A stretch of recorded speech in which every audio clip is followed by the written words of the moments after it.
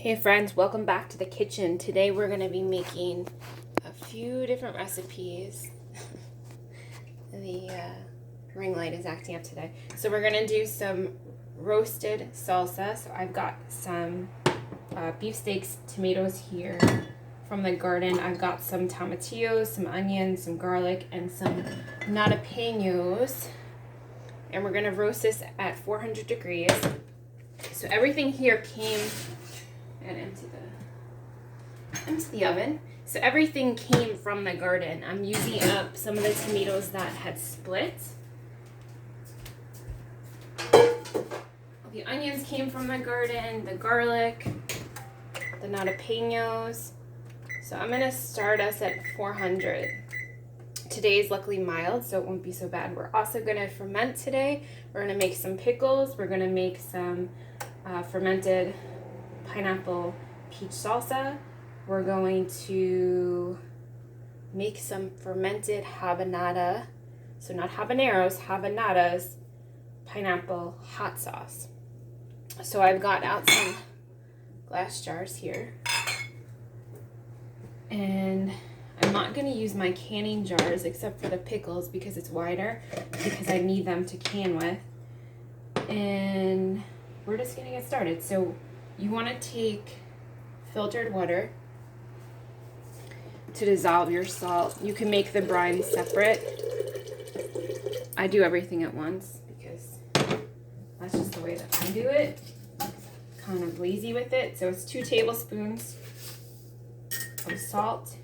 Needs to be pink Himalayan salt or Celtic sea salt. I've got Redmond's sea salt here.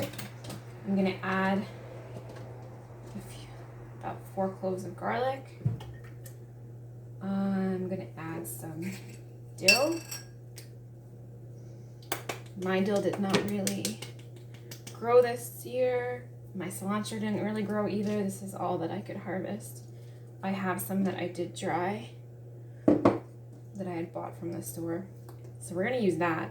It's not ideal, but it's the best that we have. So typically I like to add a few slices of onion too. So I'm just gonna, again, you could do like whatever you want with fermenting. As long as you have this salt ratio correct, you're good to go. So I'm gonna take these cucumbers. So we haven't really had, these are gonna be okay. We haven't really had cucumbers from our garden. We've had full length ones, but not pickling. And so these are from my in-laws. So I'm testing them to make sure they're not soft. You want to make sure that the blossom is off. If you just pick them, you want to put them in the fridge to firm up and get the enzymes out for a few hours. So these were in the fridge overnight, so they should be good to go. And that's basically all we're going to get in here. And that's okay, because I did 3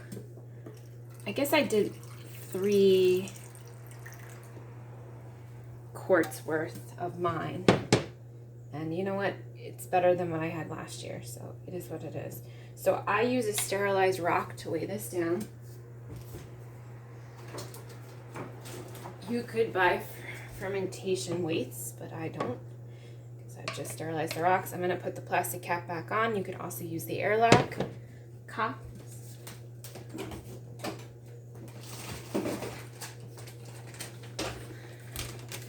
So we could just put this one on. I also always put, so there's numbers on the top of this. So I'm going to put the 1st because today is September 1st. So welcome September. The garden is finally producing for us, which is exciting. But that means that we have a lot to preserve. So I'm going to screw this on. You want to put it in a dark part of your kitchen or pantry. I put it back here in this corner. And that's where it's all going to go. So I can't use these lids, airlock top lids, on these other jars because they're not wide mouth, and these are wide mouth. So typically you would want to use plastic. These are metal. You could see that they've rusted on the inside, but I typically give these away to people, so I'm not really attached to them. Where my canning jars I am attached to, and I don't give them away. So what we're going to do for this recipe, so first we're going to do the pineapple salsa. So I did make a fresh pineapple salsa a few days ago. I don't think I'm gonna reuse this. I think we're gonna put this back into the fridge.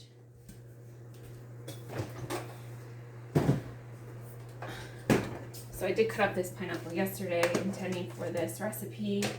So again, what I'm gonna do is I'm gonna add my salt. So this is 2 teaspoons. So that's about 2 teaspoons.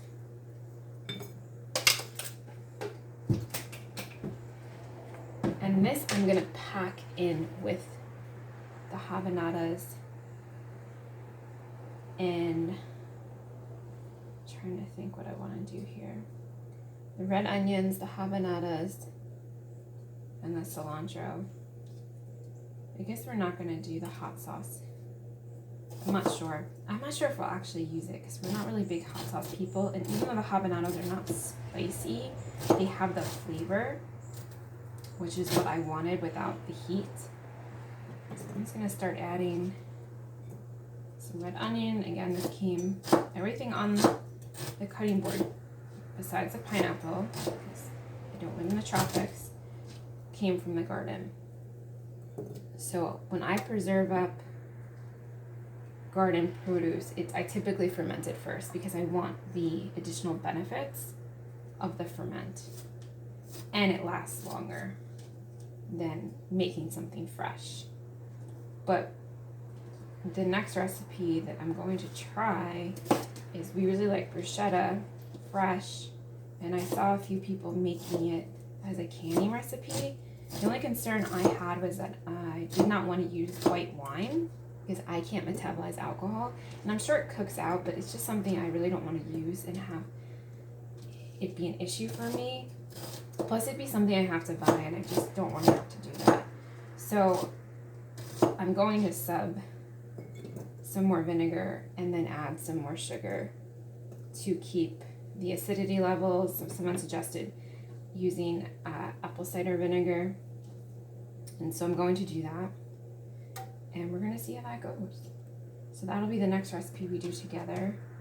But today we're just going to do these ferments. That roasted salsa, I wanted to start it earlier, just didn't happen. So what I have found with these jalapenos, so they're not spicy jalapenos, is they still have the heat flavor, and I can actually feel it on my hands as I seed them and take the ribs out, but they don't have that intense heat in your mouth. They just have that nice flavor. So I like it. I'm happy with them. I've been saving the seeds because they were kind of pricey, and so now I will have them as long as I want to grow them, right? That's the brilliance of saving seeds, is that as long as you save the seeds, these onions are very small, but red onions don't last that long. I should probably get my funnel out. And so I want to use them up before they go bad. I like to usually get everything out before I hop on, but it's not always the case. So maybe we'll make one with the habanada and one with the jalapeno and see which one we like better. Maybe we'll do that. So I'm gonna add, oh, did we? Yeah, we did add garlic to the pickles. I'm gonna add some garlic to these as well. So I'm gonna do, these are fairly decent sized cloves, or average cloves. My garlic was not great this year. I don't know why. I don't know if it was because the bents were not fully amended before we planted. I don't know if they didn't get enough light. I don't know what it was, but you know, if you've been watching, we've been struggling a lot this year with the garden, and so it's a relief that we finally have some food coming in, but it's still very concerning what's been happening. And it's interesting because people in other states are not having this issue, but everyone I know in New York, so I'm gonna make this one the habanada, is having this problem. So it's very telling that it seems to be a New York thing. And so I don't know if it was because of the fires that stressed everything out more, but I mean, the insect pressure is much more than it normally is. So I'm gonna save the seeds on these two. I did not let them ripen to orange. Again, I'm taking what the garden is giving me and trying to use it so that I can take off the plants and then hopefully they put on more fruit. You know, again, trying to maximize potential from the garden since it's been such a arduous and slow year. Even the winter crops I started for fall, winter hardy crops, they all died except maybe a few. So I seeded some string beans. Even the peas didn't come up. It's just so weird. I don't know. So you could dice these smaller than I am. Again, it's all about preference. So I'm not touching my face, even though these are not supposed to be hot. My eyes are watering, so I know that there is still some sort of property to these to give them the flavor without the spice. So I'm being very mindful not to touch my face right now because my eyes are burning. Okay, so we did the habanada in this one. I've also got a skinny bell pepper. Yeah, there's definitely something in these. So I'm gonna cut this up. Just leave this one eye closed because it's intense right now. So I guess what I'm gonna do is I'm gonna split this bell pepper. Like, I only got 2 banana peppers so far. I'm saving them. I thought I would do some sort of vinegar pickling with them, but now I'm not so sure because they're not going to last and I don't really have any other fruit on the plant. And the reason I'm using a plastic cutting board, even though I hate using plastic in the kitchen, is that I don't like the onion smell getting on my wood cutting boards. I just can't get the smell off. And with these hot peppers that are claiming not to be hot, but I can feel it in my eyes, I don't want that taste. Like when I'm cutting watermelon, I don't want to taste onion and garlic. When I'm, I just don't want to do that. It's not pleasant to me. And so that is why I choose to use plastic. I also choose to use plastic if I'm going to cut chicken or meat. Again, I don't do it often.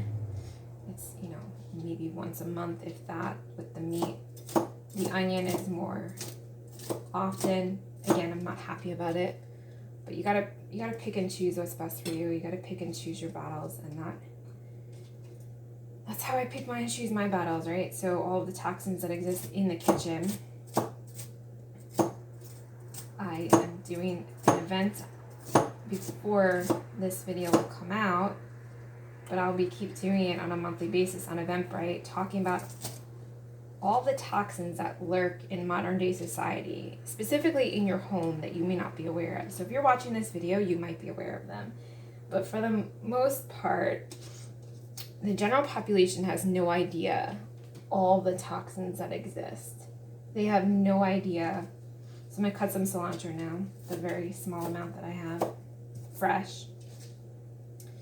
I'll add half to one and half to the other. And then I will use some dried. I'm also going to save some of this dried cilantro for our roasted tomato salsa. We don't have a lot of it, and that was going to make a lot.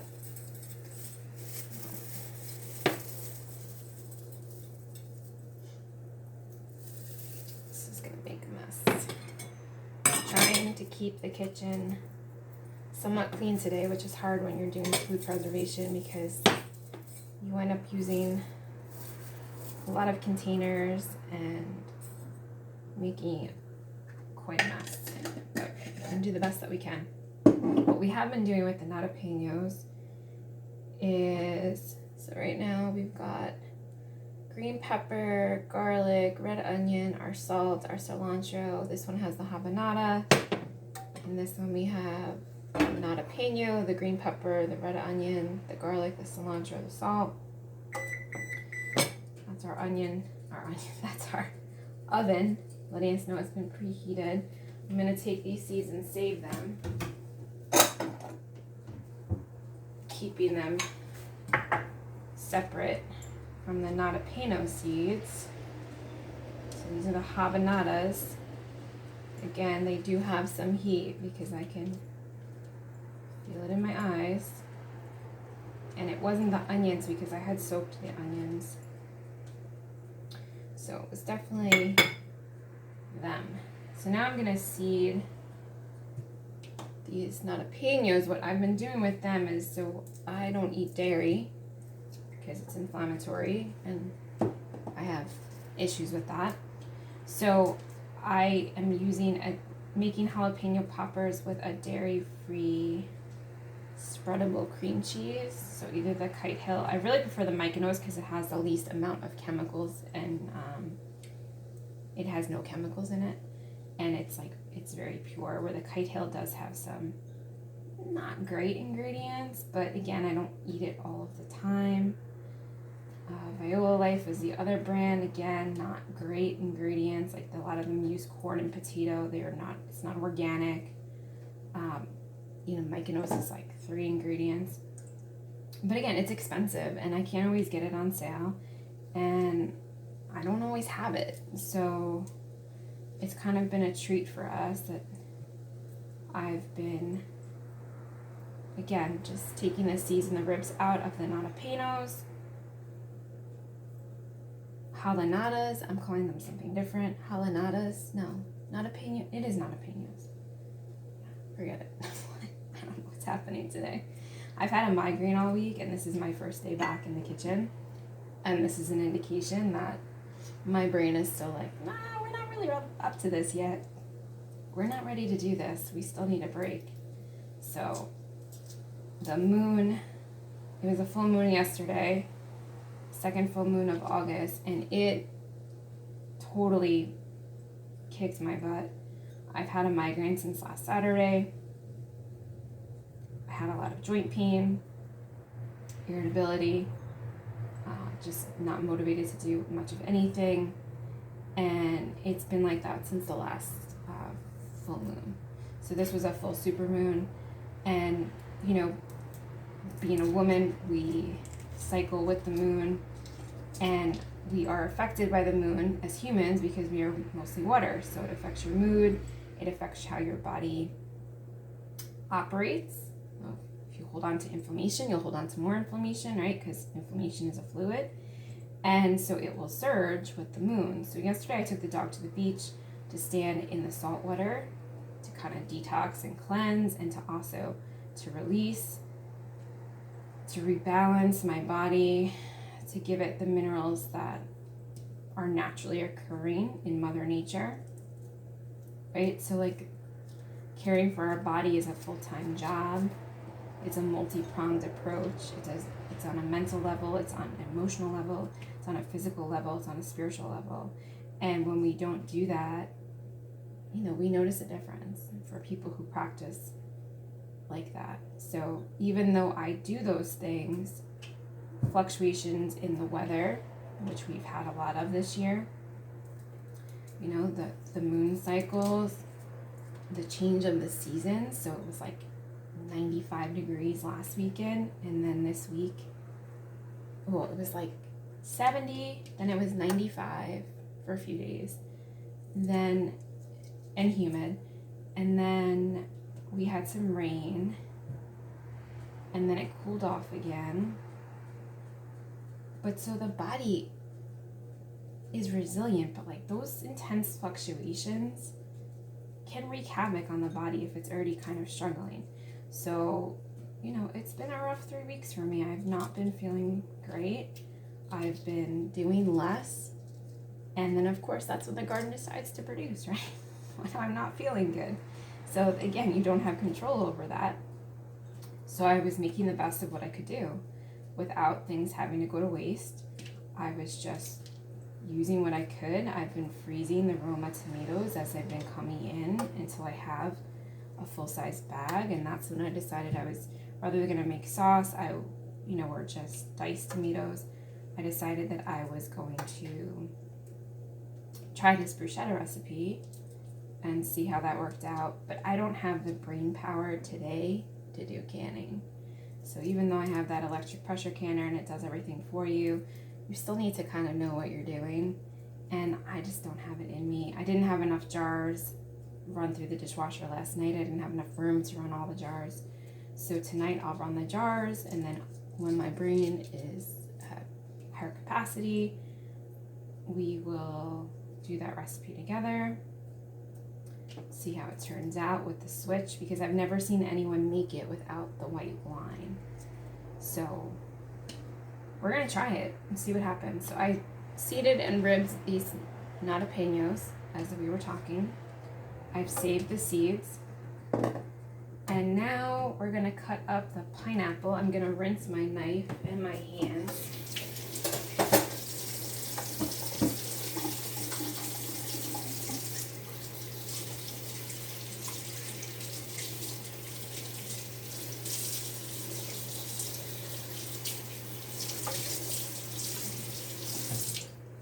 And now we're gonna cut into the pineapple. So you want it to be like bite-sized pieces because it's a salsa, right? I mean, I have in the past, after it's fermented, if it's been a little too chunky, I've just run it through the immersion blender. But the immersion blender will not fit through these. If it was wide mouth, it would fit. But so you could just put it through the food processor if you wanted. I've done that. I did ferment tomato salsa last year. We didn't really care for it. So that's why I'm going to do the roasted. Plus I have all those tomatillos, and we didn't like them not cooked. Like it just didn't, it had a weird taste and a weird texture. And I'm very much a texture person.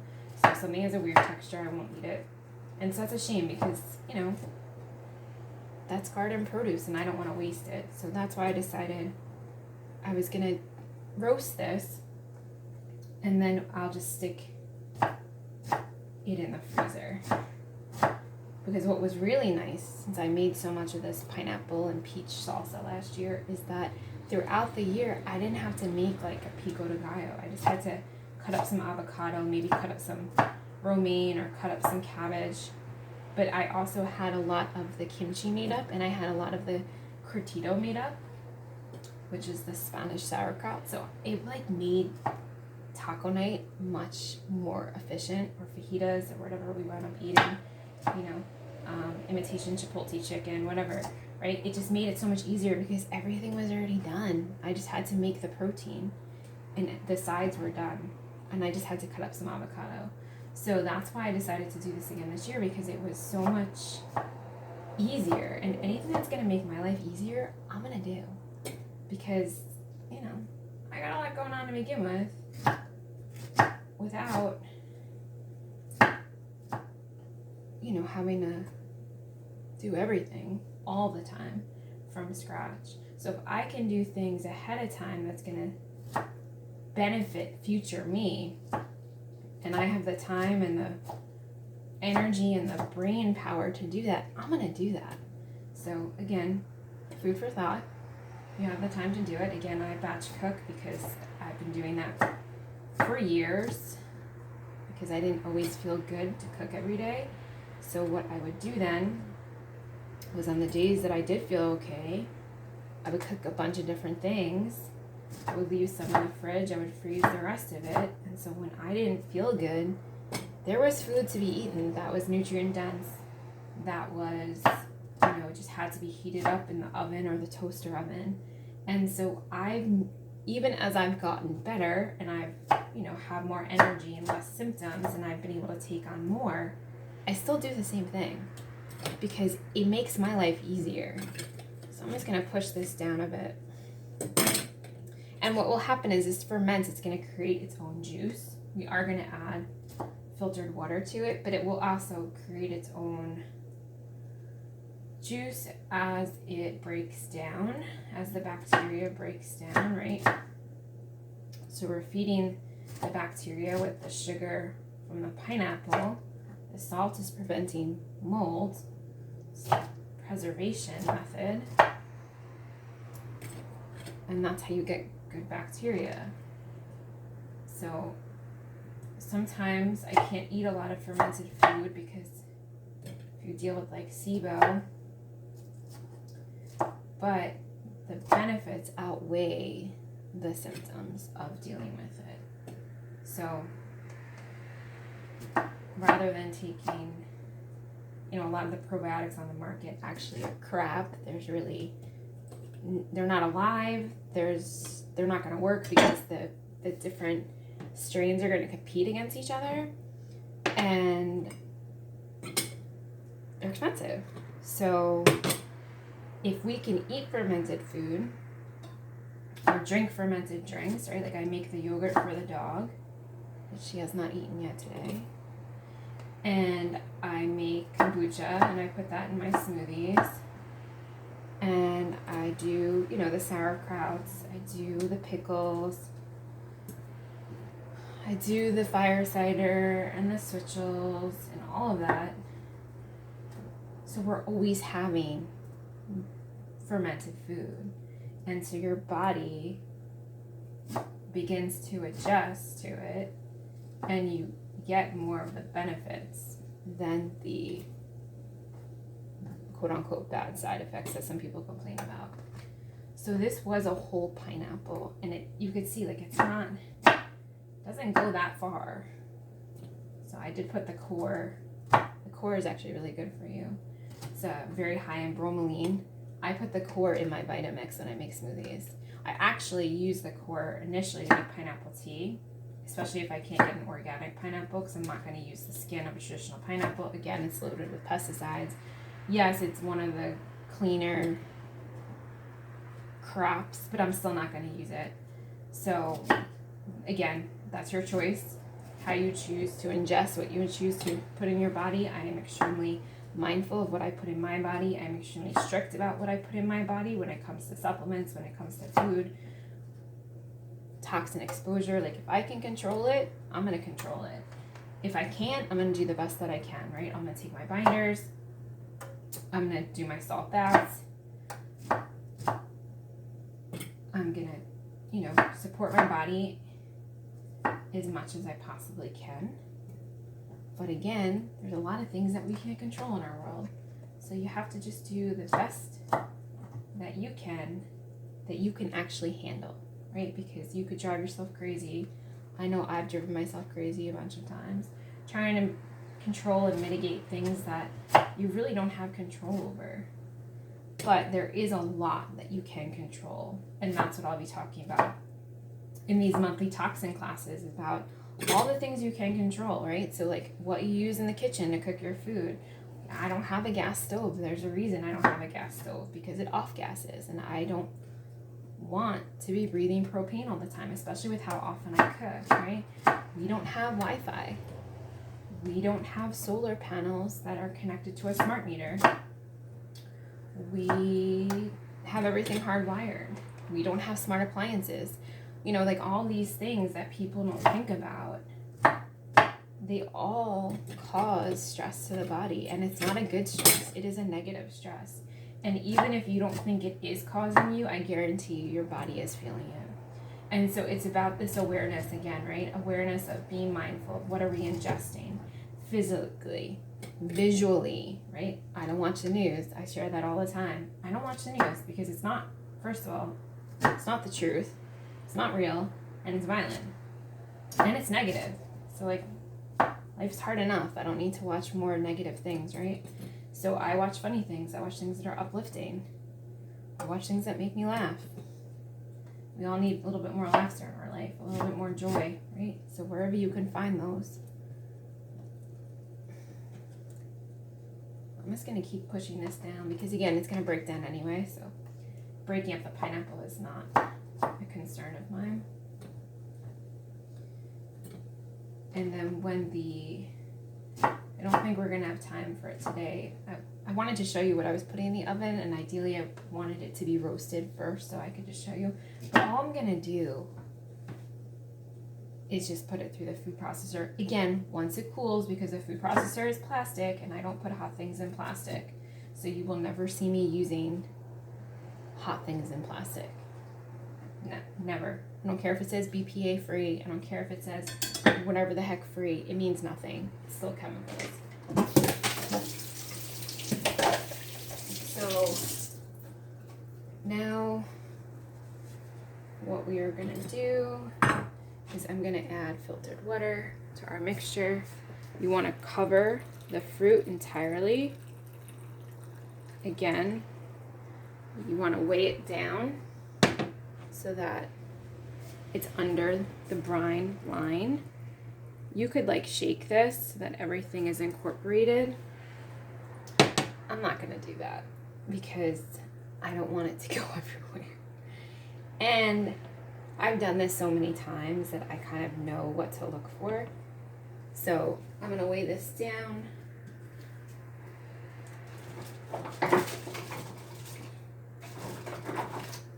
Again, I keep my rocks in the cabinet.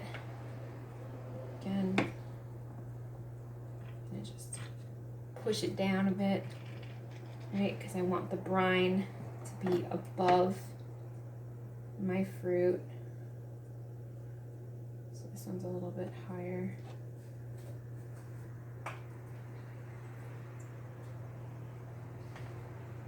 Just gonna fill this guy up a little bit more. And that's it. Well, we've got 2 quarts of pineapple salsa, one with habanada, which I don't remember which one that is, and one with jalapeno. And again, I'm gonna move it. It's our part of the kitchen. I'll write on the calendar that I started all 3 of these today, right? And then when the oven is done, which I just turned it off because I don't want to heat up the house because it's nice out today and I wanted to do this early, so I didn't heat up the house. But so when it's done, all I'm going to do is just throw it in the food processor. I'm going to put it in a container and store it in the freezer until we need it. And supposedly the texture is fine when you take it out. Like a bunch of people have said they've done it. A bunch of people do it all the time. I will probably freeze it in plastic so that the glass jar does not break, because I've had that happen and it's not fun to clean up. But we did get a big chest freezer, so I'll be able to stack them nicely. And then we'll have it available whenever we want to do it. I'm going to also take you along as I make. So again, aluminum foil, but then I have parchment on top of it for my toast this morning. And we don't let the food touch the aluminum foil because, again, aluminum is a heavy metal, causes stress to the body. And all we're going to do is just put this, let me see if I have it still. So all I did is I added some garlic powder and some onion powder to this mixture. I don't really have a lot of it left. It's not going to make all of them, so maybe I'll throw more of these in with our salsa. But, you know, that's it. Just like make a little boat. Fill your boat up. And then I'm just going to stick it in the oven because the oven is still hot. And we'll be able to eat these for lunch.